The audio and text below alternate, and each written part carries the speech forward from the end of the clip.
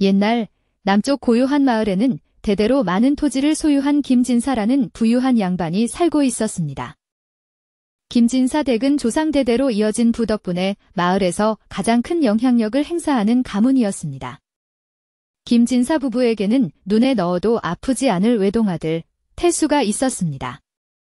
하나뿐인 아들이다 보니 부모는 그를 금이야 오기야 떠받들며 키웠고 그 결과 태수는 세상 물정 모르고 오만하며 제멋대로인 성격의 젊은이로 자라났습니다. 그는 자신의 말 한마디면 무엇이든 이루어진다고 믿었고 아랫사람들을 함부로 대하기 일쑤였습니다. 그러던 어느 화창한 봄날이었습니다. 태수는 자신의 충직하지만 어수룩한 하인 돌쇠를 데리고 마을 거리를 걷고 있었습니다. 저작거리를 향해 걷던 중 태수의 눈에 지게에 커다란 술 항아리를 메고 힘겹게 걸어가는 백발의 노인이 들어왔습니다. 노인의 등은 굽어 있었고 걸음걸이는 위태로워 보였습니다. 그 모습을 본 태수의 얼굴에 장난기 가득한 미소가 떠올랐습니다. 돌쇠야. 저기 길가에 굴러다니는 돌멩이 하나 얼른 주워 오너라. 도련님, 갑자기 돌멩이는 어디에 쓰시려고 해? 혹여저 노인분께? 네 이놈. 내가 가져오라면 군말 없이 가져올 것이지. 웬 말이 그리 많으냐. 돌쇠는 도련님의 심술궂은 장난을 예감했지만 지체 높은 주인의 명령을 거역할 수는 없었습니다. 마지못해 적당한 크기의 돌멩이를 주어 태수에게 건넸습니다. 자, 보거라. 돌쇠야. 내가 저 영감의 항아리를 정확히 맞출 수 있는지 내기할까? 아이쿠, 도련님. 그러시다 저 노인분이라도 다치시면 어쩌시려고 그러십니까? 저 항아리에는 귀한 술이 들어있을 텐데요. 시끄럽다. 누가 너보고 저 노인네 걱정하라 했느냐? 내가 저 항아리를 맞출지 못 맞출지 그것만 대답해 보거라. 도련님의 솜씨라며 능히 맞추실 수 있겠지요. 그렇지. 태수는 의기양양하게 돌멩이를 노인의 항아리를 향해 힘껏 던졌습니다. 하지만 첫 번째 돌멩이는 아슬아슬하게 빗나가 노인의 등 옆으로 떨어졌습니다. 노인은 깜짝 놀라 뒤를 돌아보았지만 태수는 오히려 재미있다는 듯이 웃었습니다. 아깝다. 돌쇠야, 하나 더 가져오너라. 돌쇠는 마지못해 또 돌멩이를 주워 건넸습니다. 태수는 다시 던졌지만 이번에도 빗나갔습니다. 태수는 오기가 생겨 연거푸 돌멩이를 던졌고 몇 번의 시도 끝에 마침내 돌멩이가 항아리 옆면에 정확히 명중했습니다. 쨍그랑 하는 요란한 소리와 함께 항아리가 산산조각 났고 안에 가득 담겨있던 맑은 술이 길바닥으로 콸콸 쏟아져 내렸습니다. 깜짝 놀란 노인은 지게를 내려놓고 깨진 항아리와 쏟아진 술을 보며 망연자실했습니다. 이내 분노와 슬픔이 뒤섞인 얼굴로 태수를 향해 소리쳤습니다. 아니, 어느 안전이라고 남의 귀한 물건에 돌멩이를 던진 것이오. 노인은 태수의 행색을 보더니 이내 땅바닥에 주저앉아 눈물을 흘리기 시작했습니다. 아이고, 이를 어쩐단 말이오. 이 아까운 술을... 도련님, 제발. 이 술이 없으면 우리 식솔들은 당장 굶어야 합니다요. 제발 술값이라도 물어주십시오. 나보고 어쩌란 말이냐. 노망난 영감 같으니라고. 잘 가던 내 돌멩이에 당신 항아리가 와서 부딪힌 것을 왜 나에게 물어내라고 하는 것이냐. 재수가 없으려니 하고 가던 길이나 가시오. 태수는 자신의 잘못을 인정하기는커녕 오히려 노인을 조롱하며 나무랐습니다. 그리고는 아무 일 없었다는 듯이 돌쇠를 데리고 유유히 자리를 떠났습니다. 노인은 원통하고 분했지만 마을의 절대 권력자인 김진사의 외아들을 상대로 어찌할 도리가 없었습니다. 자칫 잘못 지키기라도 하면 이 마을에서 더 이상 살아갈 수 없게 될지도 모른다는 두려움 때문이었습니다. 노인은 깨진 항아리, 조각과 흙탕물에 섞인 술을 보며 하염없이 눈물을 흘릴 뿐이었습니다. 그는 다시 술을 빚기 위해 힘겨운 발걸음을 옮겨야 했습니다. 그렇게 며칠이 흘러 또다시 장이 서는 날이었습니다. 태수는 여느 때처럼 돌쇠를 데리고 장터 구경에 나섰습니다. 장터는 활기가 넘쳤고 태수는 이것저것 기웃거리며 시간을 보냈습니다. 그러다 장터 한쪽 작은 연못가에서 연꽃을 바라보고 있는 한 여인을 발견하게 되었습니다. 태수는 그 여인을 보는 순간 심장이 멎는 듯한 강렬한 느낌에 사로잡혔습니다. 한눈에 반해버린 것입니다. 여인은 소박하지만 단정한 흰색 저고리에 푸른색 치마를 입고 검고 긴 머리를 댕기머리로 곱게 따아내리고 있었습니다. 멀리서 보아도 눈이 부실 정도로 청초하고 아름다운 모습이었습니다. 부드러운 엽선과 연꽃을 바라보는 깊은 눈빛은 태수가 이제껏 보아왔던 어떤 여인과도 달랐습니다. 여인의 모습에는 어딘지 모를 슬픔과 고고함이 함께 서려 있어 더욱 신비롭게 느껴졌습니다. 돌쇠야. 저기 저 처자는 네 집 교수이더냐. 내가 한 번도 본 적 없는 얼굴인데. 어서 가서 어느 댁 아씨인지 알아보고 오너라. 돌쇠는 도련님이 가리키는 곳을 보았습니다. 그곳에는 정말 그림처럼 아름다운 여인이 서 있었습니다. 돌쇠 역시 처음 보는 얼굴이었습니다. 알겠습니다. 도련님. 제가 가서 여쭤보고 오겠습니다. 돌쇠는 쭈뼛거리며 여인에게 다가갔습니다. 아씨. 잠시 실례하겠습니다. 여인이 천천히 고개를 돌려 돌쇠를 바라보았습니다. 그 순간 돌쇠는 숨을 멈췄습니다. 사슴처럼 크고 맑은 눈망울, 오뚝한 콧날, 앵두 같은 입술. 마치 하늘에서 내려온 선녀를 마주한 듯한 기분이었습니다. 여인의 아름다움은 보는 이의 마음을 단번에 사로잡는 힘이 있었습니다. 하지만 그 아름다운 얼굴에는 깊은 수심이 드리워져 있었습니다. 저는 건너 마을 김진사댁의 하인 돌쇠라고 합니다. 저희 도련님께서 아씨를 뵙고 어느 댁 분이신지 몹시 궁금해하셔서. 실례가 안 된다면? 그대 주인에게 관심 없다고 전해주시오. 돌쇠는 여인의 아름다움과 차가운 거절에 얼굴이 붉어져 더 이상 아무 말도 묻지 못하고 황급히 태수에게 돌아왔습니다. 어찌 되었느냐? 어느 집 교수라고 하더냐? 그것이 도련님께 관심이 없으시다고만. 답을 듣지 못했습니다. 뭐라고? 이 쓸모없는 놈. 그런 것도 하나 제대로 못 알아온단 말이냐. 에이, 바보 같은 놈. 됐다. 내가 직접 알아봐야겠다. 저 처자가 어느 집으로 들어가는지 네가 멀찍이서 뒤따라가 보거라. 당장.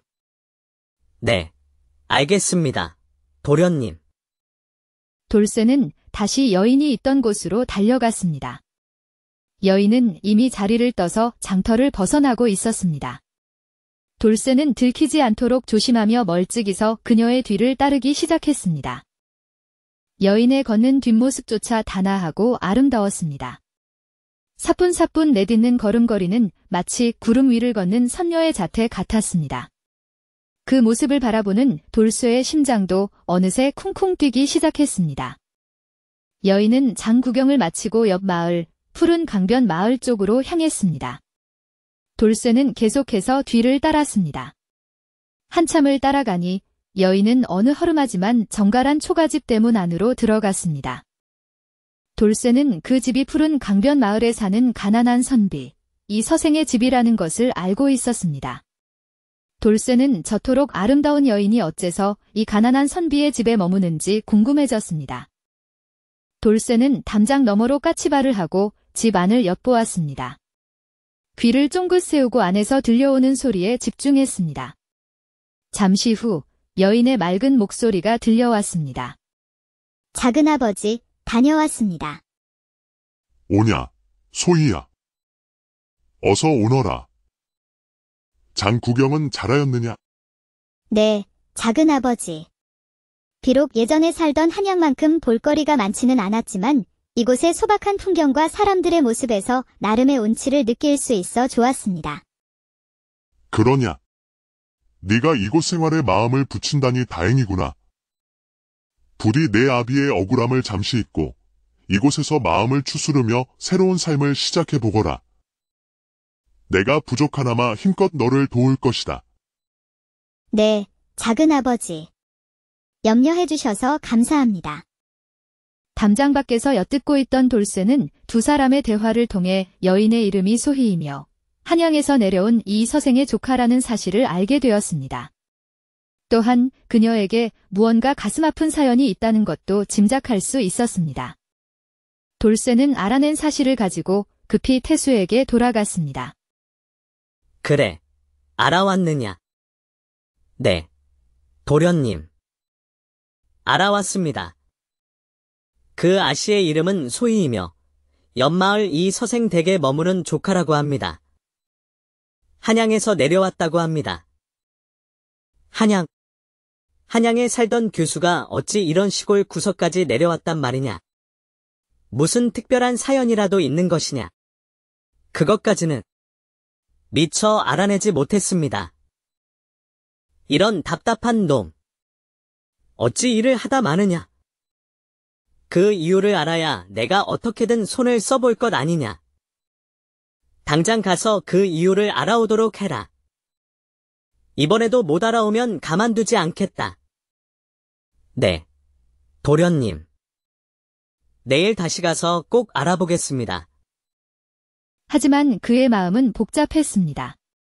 소희 아씨를 다시 볼 수 있다는 생각에 설레면서도 그녀의 슬픈 사연을 캐내야 한다는 사실이 마음을 무겁게 했습니다. 다음 날, 돌쇠는 다시 푸른 강변 마을의 이 서생 집으로 향했습니다. 이번에도 담장 밖에서 조심스럽게 집안의 동정을 살폈습니다. 잠시 후 소희 아씨가 마당 빨랫줄에 빨래를 넣는 모습이 보였습니다. 햇살 아래 하얀 빨래를 넣는 그녀의 모습은 한 폭의 그림처럼 아름다웠습니다. 돌쇠는 며칠 동안이나 이 서생의 집 주변을 맴돌며 소희 아씨가 한양에서 내려온 이유를 알아내려 애썼습니다. 하지만 도무지 알아낼 방법이 없었습니다. 돌쇠가 담벼락에 기대어 고민에 빠져 있을 때였습니다. 마침 소희 아씨가 소복을 입고 대문 밖으로 나와 어디론가 향하는 것이 보였습니다. 아씨의 얼굴에는 깊은 슬픔이 어려 있었습니다. 돌쇠는 조심스럽게 소희 아씨의 뒤를 따르기 시작했습니다. 그런데 소희 아씨가 마을을 벗어나 한적한 산길로 접어들자 어디선가 갑자기 험상궂게 생긴 불량배 서너 명이 나타나 그녀의 앞을 가로막았습니다. 이런 곱상한 얼굴은 이 동네 사람이 아닌 듯한데. 이런 외진 곳에 이리 예쁜 처자가 어쩐 일일까? 심심하던 차에 잘 되었구나.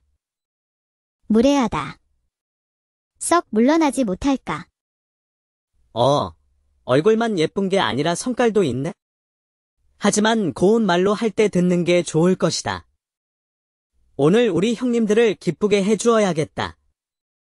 여봐라. 인연을 우리 아지트로 끌고 가거라.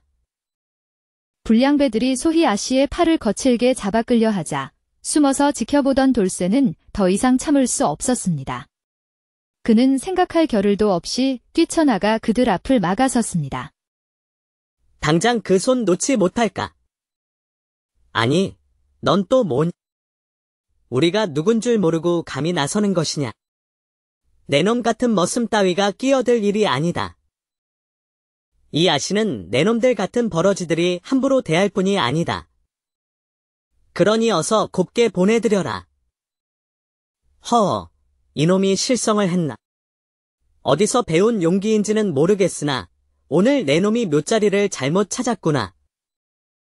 여봐라, 저놈부터 아주 작사를 내버려라. 두목의 명령에 불량배들이 돌쇠에게 달려들었습니다. 돌쇠는 비록 힘없는 머슴이었지만 사랑하는 아씨를 지키기 위해 필사적으로 맞섰습니다. 하지만 수적으로 불리했고 불량배들은 인정사정 없이 돌쇠를 두들겨 팼습니다. 돌쇠는 코피를 흘리고 얼굴이 퉁퉁 부어올라 앞을 제대로 볼 수도 없었지만 쓰러지면서도 불량배 두목의 다리를 붙잡고 늘어졌습니다. 어떻게든 소희 아씨를 지켜야 한다는 일념뿐이었습니다. 그 모습을 지켜보던 소희 아씨는 가슴이 찢어지는 듯 아팠습니다. 그녀의 눈에는 어느새 눈물이 가득 고였습니다. 아니, 이놈은 맷집이 왜 이리 좋은 것이냐? 도대체 언제부터 하인 놈들이 주인을 위해 이리 목숨을 건단 말인? 에잇, 재수없는 놈 같으니라고. 두목님, 이러다 정말 이놈이 죽겠습니다. 이제 그만하시고 어서 가시지요. 오늘은 서둘러 태화로에 가셔야 하지 않습니까? 중요한 약속이 있다고 하셨지 않습니까? 아, 맞다. 내 깜빡하고 있었구나. 오늘은 내 놈들이 운 좋은 줄 알아라. 다음번에 또 내 눈에 띄면 그땐 정말 끝장이다. 가자. 불량배들이 툴툴거리며 사라지자 그 자리에는 피투성이가 된 돌쇠와 눈물 짓는 소희 아씨만 남았습니다. 괜찮으셔요. 어디 다친 곳은? 아이고, 피가. 눈이. 저는 괜찮습니다. 아씨. 이게 어찌 괜찮다는 것이에요. 코피가 나고 두 눈이 퉁퉁 부어 앞도 제대로 못 보시면서. 어서 저를 붙들고 일어서세요. 저희 집으로 가서 치료부터 하셔야 합니다. 소희 아씨는 연약한 몸으로 자신을 위해 희생한 돌쇠를 부축하여 이 서생의 집으로 데려갔습니다. 아니, 소희야. 이 사람은 누구더냐? 어찌 이리... 작은아버지, 이분이 길에서 저를 구하려다 험한 자들에게 봉변을 당하셨어요. 저런. 어서 이리 데리고 들어오너라. 이 서생은 급히 돌쇠를 방으로 옮기고 소희와 함께 정성껏 상처를 치료해 주었습니다. 약초를 찧어 바르고 깨끗한 천으로 붕대를 감아 주었습니다. 이제 좀 어떻느냐? 덕분에 많이 나아졌습니다. 감사합니다. 서생님, 아씨. 그런데 자네는 어찌 내 조카를 알고 이리 몸을 아끼지 않고 구한 것인가? 평소 안면이라도 있었던가? 저는 평소 이 서생님의 높으신 학식과 인품을 마음속으로 존경하고 있었습니다. 그러던 차에 우연히 길에서 서생님의 조카 따님이 공경에 처한 것을 보고 차마 못 본 채 할 수가 없었습니다. 허, 그러냐? 내 비록 비천한 노비의 신분이지만 생각이 깊고 의로운 아이로구나. 어쨌든 내 조카를 위해 이리 큰 은혜를 베풀었으니 참으로 고맙기 그지없구나. 별 말씀을요. 괜찮습니다. 그나저나 서생님의 형님이신 박대감님의 일은 참으로 안타깝게 되었습니다. 저도 마음이 아픕니다. 자네가 내 형님의 억울한 사정까지 알고 있단 말인가? 자세히는 모르오나 억울한 누명을 쓰셨다는 이야기는 들었습니다. 혹시 괜찮으시다면? 어쩌다 그런 일을 당하시게 되었는지. 물론 말씀하시기 곤란하시다면. 내 본래 누구에게도 이런 속사정을 털어놓지 않으려 했으나 자네가 내 조카의 생명의 은인인 특별히 말해주겠네. 내 형님, 박찬동 대사성께서는 성균관에서 학문이 매우 뛰어나고 강직한 성품으로 많은 이들의 존경을 받는 분이셨네? 허나 3년 전 조정의 간신배들이 꾸민 역모 사건에 억울하게 휘말려 모함을 받으셨다네. 결국 모든 관직을 박탈당하고 머나먼 절해고도로 유배를 떠나셨고 가산 또한 모두 몰수되었지. 그 때문에 내 조카 소희가 하루아침에 아비와 집을 잃고 이곳 내 누추한 집으로 오게 된 것이야. 주상 전하께서도 형님의 억울함을 혹여 짐작하셨는지 역적의 딸임에도 관노로 삼지 않으시고 친척에게 의탁하도록 배려해 주신 것이 그나마 다행이라면 다행이겠지. 허나 명백한 증자가 있다 하니 주상께서도 어쩔 수 없이 유배형을 내리셨다네. 그리 되셨군요. 조카 따님의 상심이 얼마나 크실지. 하루빨리 마음의 안정을 찾으셔야 할 텐데. 서생님의 걱정도 크시겠습니다. 자네는 참으로 보통 머슴들과는 많이 다르구나. 이리 내 속마음을 알아주고 대화가 통하니 참으로 놀랍네? 허나 부디 이 이야기는 절대 입 밖에 내서는 아니 될 것이야. 만약 소문이라도 나면 역적의 딸이라는 손가락질 속에 내 조카가 이곳에서 살아가는 것이 더욱 힘들어질 것이네. 자네의 의로운 마음을 믿고 부탁하네. 네, 서생님. 염려 마십시오. 제가 들은 이야기는 제 가슴 속에만 깊이 묻어두고 절대 밖으로 내지 않을 것입니다. 그리고 저는 비록 김진사댁의 하인이오나 서생님이나 아씨께 혹여 필요한 일이 있으시면 언제든 저를 불러주십시오. 미력 하나마 힘껏 돕겠습니다. 고맙네. 자네의 그 마음만으로도 큰 위안이 되는구먼. 앞으로 지나는 길에 부담 갖지 말고 종종 들르게나. 내 자네에게 따뜻한 차 한 잔이라도 대접하겠네. 감사합니다, 서생님.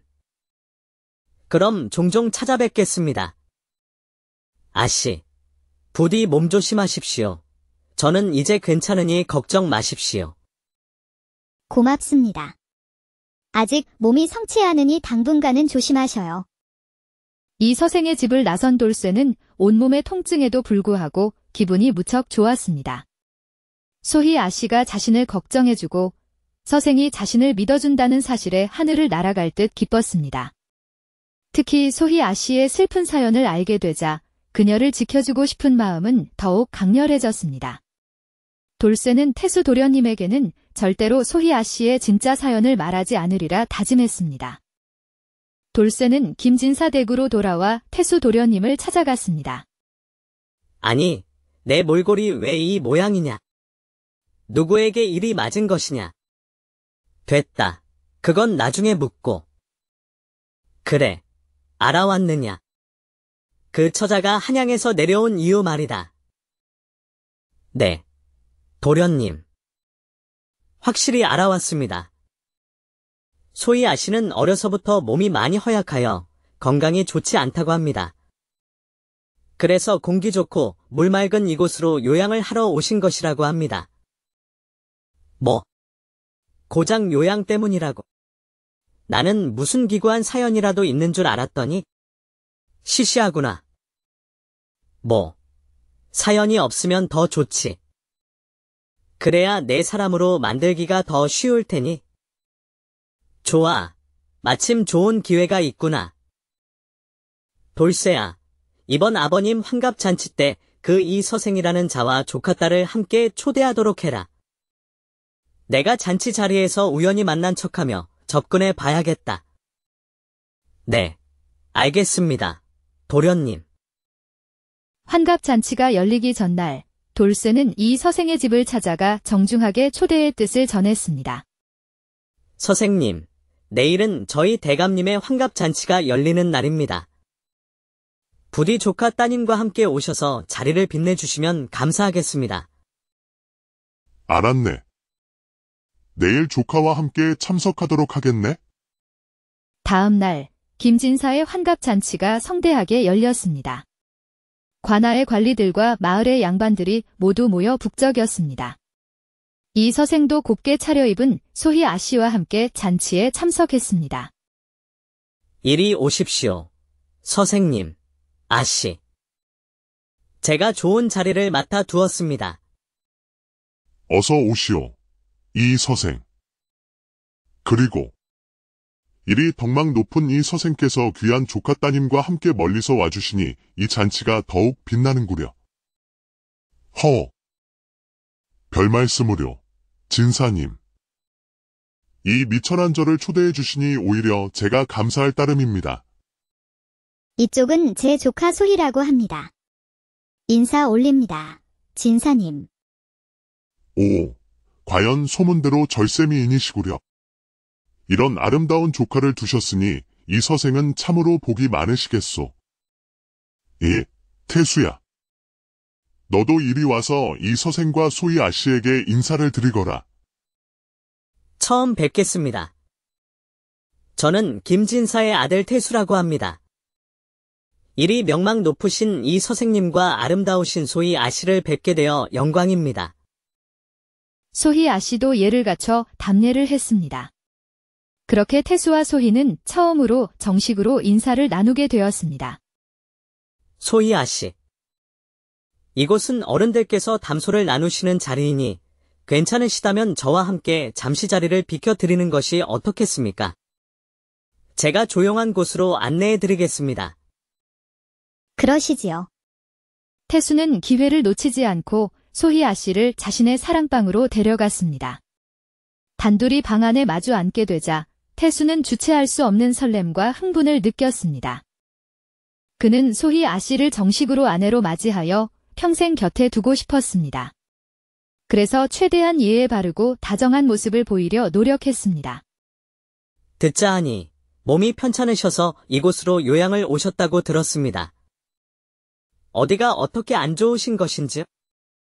제가 용환 의원을 알고 있는데 소개해드릴까요?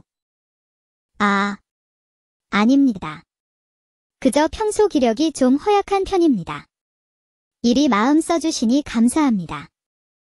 아닙니다. 이렇게 멀리서 저희 아버님 환갑잔치를 빛내주시러 오셨는데 이 정도 성의는 당연히 보여야지요. 이건 제 마음의 작은 선물이니 부디 사양 마시고 제가 보내드리는 의원에게 진료를 받아보십시오.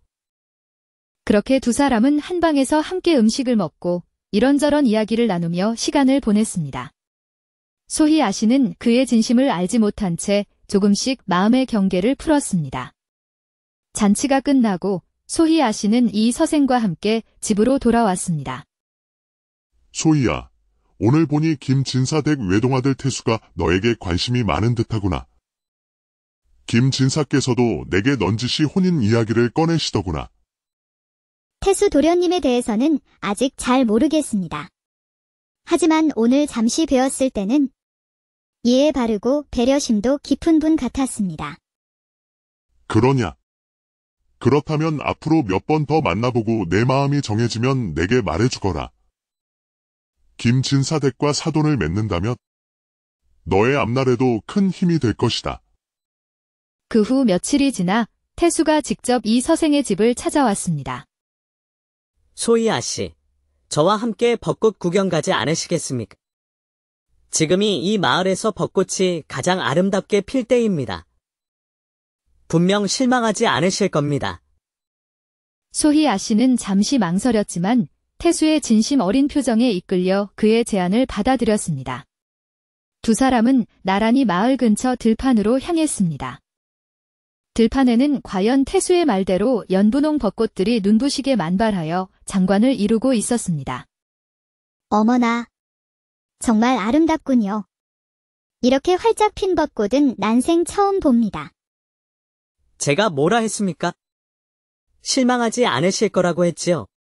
그날 이후로 태수는 자주 소희 아씨를 찾아와 함께 시간을 보냈고 소희 아씨는 점차 태수에게 마음을 열기 시작했고 이 서생에게 혼인을 승낙하겠다는 뜻을 전했습니다. 며칠 후 김진사댁에서 집사가 찾아와 혼례에 관한 이야기를 나누었습니다. 대감님께서 아씨의 마음이 정해지셨는지 궁금해하십니다. 그렇지 않아도 어젯밤 조카딸이 혼인을 허락하였네. 잘 되었습니다.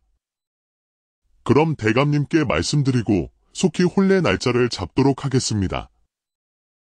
그리하여 얼마 지나지 않아 소희 아씨와 태수의 혼례가 성대하게 치러졌습니다. 눈부시게 아름다운 신부의 모습에 사람들은 감탄사를 연발했습니다. 이야, 신부가 정말 양귀비가 울고 갈 미모로구먼. 그러게 말일세. 듣자 하니 한양에서도 탐내는 양반 자제들이 줄을 섰다던데. 김진사 댁 아들놈이 인성은 개차반이라도 복은 타고났구먼. 저런 미인을 아내로 맞다니. 쯧쯧. 어째 하늘은 이리 불공평한지. 저 고운 신부가 아깝고 또 아깝다. 사람들은 겉으로는 축하의 말을 건넸지만 속으로는 오만하고 방탕한 태수에게 소희 아씨가 너무 아깝다고 수군거렸습니다. 성대한 혼례가 끝나고 드디어 신혼 첫날 밤이 되었습니다. 붉은 비단으로 꾸며진 신방 안에는 촛불이 은은하게 타오르고 있었습니다. 드디어 우리가 부부가 되었구려. 어서 족도리를 벗고 이리 와 나와 합궁의 예를 치릅시다. 소희 아씨는 태수의 갑작스러운 태도 변화에 당황하고 두려움을 느꼈지만 신부로서 남편의 요구를 거스를 수는 없었습니다. 한편 신방 문밖에서는 호기심 많은 여종들이 엿듣고 있었지만 돌쇠가 나타나 모두 쫓아냈습니다. 이런 무례한 것들. 어서 각자 방으로 돌아가 잠이나 자거라. 돌쇠는 엄하게 꾸짖었지만 그의 눈에는 뜨거운 눈물이 흐르고 있었습니다. 그는 진심으로 소희 아씨를 연모하고 있었습니다. 그렇게 몇 달의 시간이 흘렀습니다. 소희 아씨는 김진사 댁의 며느리로서 조용히 살아가고 있었지만 태수의 본색은 날이 갈수록 드러났습니다. 그러던 어느 날 관아의 사도가 급히 김진사를 찾아왔습니다. 대감, 혹시 알고 계십니까? 대감 댁 며느님이 3년 전 영모제로 유배간 박찬동 대사성의 여식이라는 사실 말입니다. 뭐시? 박찬동 대사성의 여식이라고? 그게 정말인가? 그렇습니다. 저도 이번에 한양에 다녀왔다가 우연히 알게 된 사실인데 틀림없습니다. 소문이 퍼지기 전에 대감께서도 알고 계셔야 할 것 같아 급히 달려왔습니다. 저런. 그렇다면 큰일이로구나. 나는 그저 덕망 높은 이 서생의 조카딸이라고만 알고 믿었을 뿐인데 어찌 이런 일이. 사도가 돌아가자 김진사는 당장 태수를 불렀습니다. 네 이놈. 너는 내 처가 역적죄인의 딸이라는 것을 알고 있었느냐? 네. 역적 죄인이라니요. 그게 무슨 말씀이십니까, 아버님? 내 놈이 하도 졸라대서 혼인을 시켜주었더니 이제 우리 집안까지 역적 집안으로 만들 셈이냐? 이 일을 어찌할 것이냐? 내 놈은 도대체 제대로 하는 일이 무엇이냐? 이 못난 놈 같으니라고. 태수는 자신이 속았다는 생각과 함께 자신의 체면을 구긴 소희 아씨에 대한 증오심으로 이성을 잃었습니다. 그는 당장 씩씩거리며 소희 아씨가 있는 안채로 달려갔습니다. 내 인연. 감히 나를 속이고 우리 집안을 능멸해. 태수는 다짜고짜 소희 아씨의 뺨을 거세게 후려쳤습니다. 역적 죄인의 딸 주제에 어찌 감히 내게 진실을 말하지 않은 것이냐. 태수는 분노를 참지 못하고 소희 아씨에게 주먹질과 발길질을 퍼부었습니다. 소희 아씨는 영문도 모른 채 속수무책으로 맞아야 했습니다.